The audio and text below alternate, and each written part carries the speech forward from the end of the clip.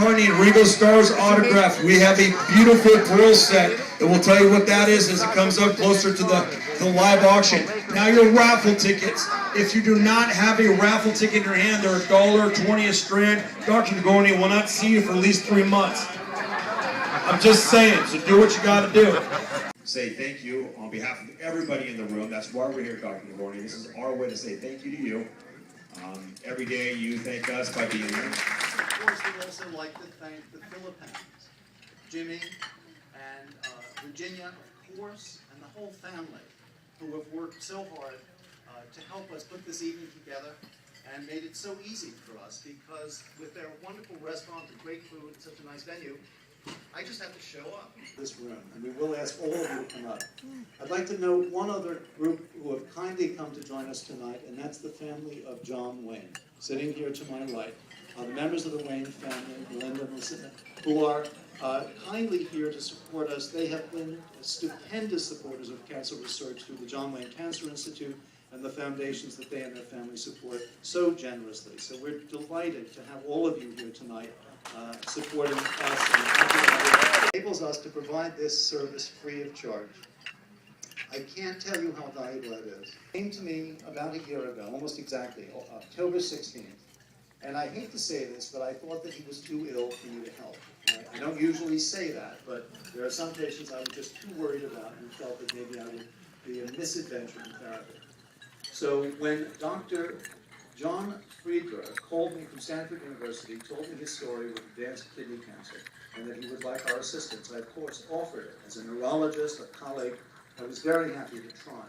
We were unsuccessful in getting some of the fluid that was being aspirated, and so he drove down with his office manager to visit us. And I must say, in October when I met him a year ago, I was fearful that there would be little I could possibly do for him.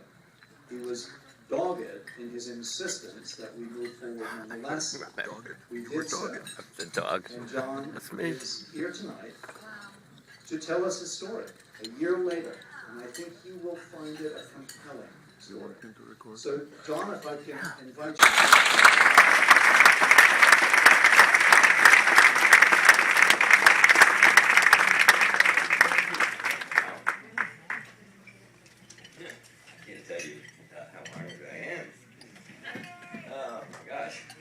Quite a celebration.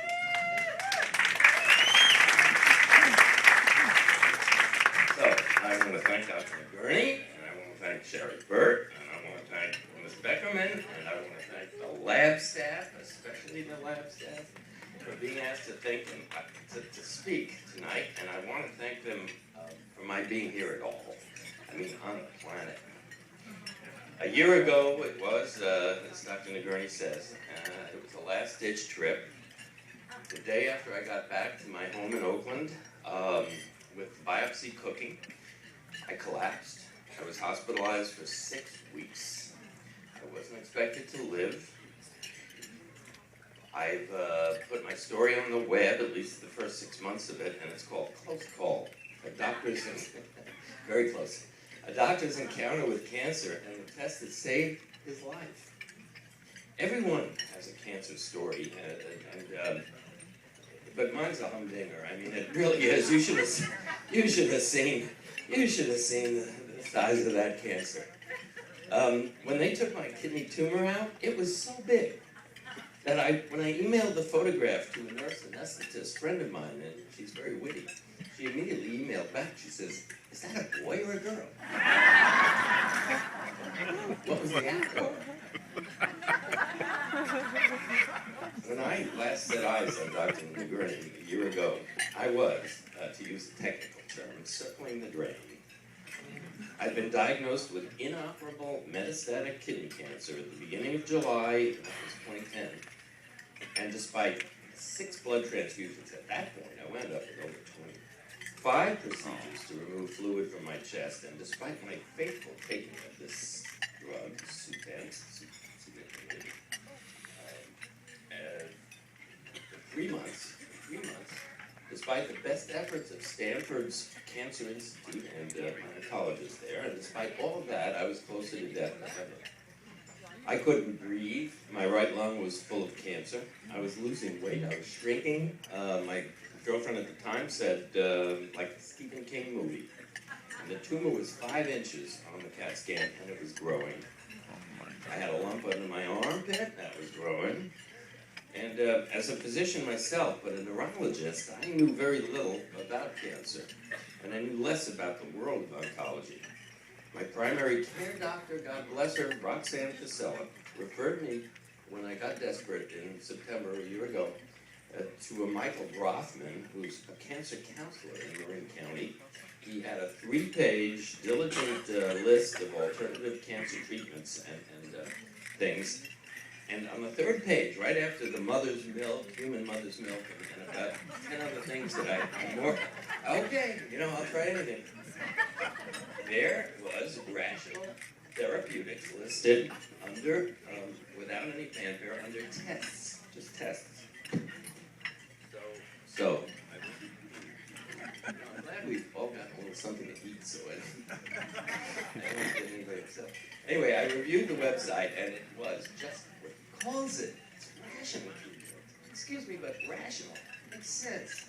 But when I asked my Stanford oncologist, a professor at the University of Stanford, about what I'll call the test, and I'll credit an amazing man, Ralph Moss, who has the best book on the subject, if you want it, customized cancer treatment. She had a knee-jerk response, and I'm a neurologist. I know how to recognize knee-jerks. She goes, predictive testing is not FDA approved, meaning it's not paid for. That's all she cared about. I mean, that's not a medical argument, is it? And other cancer patients, like myself, I've since learned, have been discouraged by other knee-jerks, such as, quote, that advised not to be too vituperative, no, as, quote, unproven in controlled studies, and, quote, it isn't ready for prime time. That's from a Kaiser neurologist, a Kaiser oncologist up in Portland. Not ready for prime time. And that's utterly wrong. So let me just digress for a moment. As a doctor, one of the things we learned to treat was called bacterial endocarditis, a terrible life-threatening condition in which the heart valves can be infected and can disintegrate within days, even hours, and it's an emergency. So when you suspect bacterial endocarditis, the famous order I learned 30 years ago, and I'm sure it hasn't changed, was culture and sensitivity stat, meaning now, yesterday. Bacterial endocarditis is curable if the right antibiotic is chosen. You have to get the right antibiotic, and you have to do it before you start another one. So no one, no doctor should be dumb enough to start an antibiotic without a predictive test first in bacterial endocarditis, and of course in a lot of other things, strep throat and all that. And yet, I mean, this goes back to Pasteur. This goes back to the 19th century. And yet, from the best I can tell, oncologists choose their drugs that they administer by herd instinct. They're called guidelines. Those are herd instincts. And then there's maybe a little black magic thrown in, and authority, magic, mystery, and authority, as Dostoevsky said. How can this be? How can this be? Well, first of all, the wisest men and women make mistakes. Sometimes they make them over and over. Sometimes they make them year after year. I actually made one. I made a mistake. I ignored the blood in my urine. 3 years ago, I peed blood. And at the time, I actually blamed my cute little 7-pound Yorkie because every morning he insisted on doing sit-ups with a tug toy after the shower. So I thought, well, exertional hematuria, it'll go away. And you know what? It went away. It went away for a while. And I'm a real doctor. I'm a board-certified neurologist. I practiced every day for 30 years. But I've retired now, although, now I have to reconsider because you don't know how long you're going to live anymore. So stage 4 cancer, and there's another cancer patient, the writer Christopher Hitchens reminds us that there's no stage 5. carries kidney cancer carries a 5% 5-year survival. It's right up there with the nasties, and it ain't so good. So I had the presence of mind and the very good fortune to find Dr. Nagourney and to have his test run. And 3 days after my return to Northern California, after my emergency admission to the hospital in Berkeley, my cell phone rang. I was in bed in the hospital in the intensive care unit getting blood. It was Dr. Nagourney. He already had results. 5 days. He wasn't effusive. But he didn't hide his satisfaction. He says, "Your cancer." Oh, I hope that's not an important page.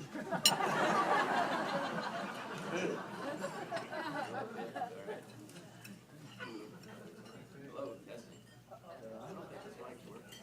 Can anybody hear me? I had a better mic. Oh, there you go.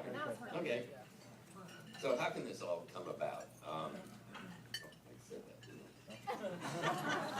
I? He says, "Your cancer is resistant to most of the drugs we tested, including the newest forms." I mean, resistant, and including the one they were giving me at Stanford, sunitinib.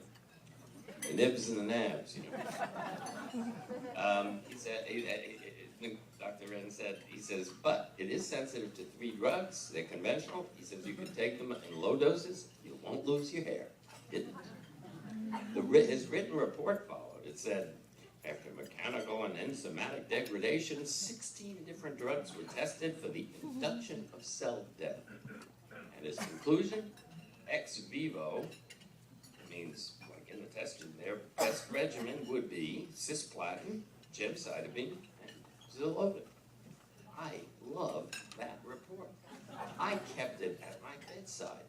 I read it out loud to callers. I waved it at the oncology nurses, at the respiratory therapists, even the cleaning staff, and of course, the busy doctors. I thought it was the best lab report ever, and not just because of the good news, but the clarity and the personalization. Hey, I love the choice of type and font. Amazing. My Berkeley oncologist, God bless him, Gary Shecky, a colleague, a friend for 30 years, he spoke with Dr. N on the phone. He says, "That's a good man." He says, he agreed to implement this, and believe me, you're lucky if your oncologist goes along with it.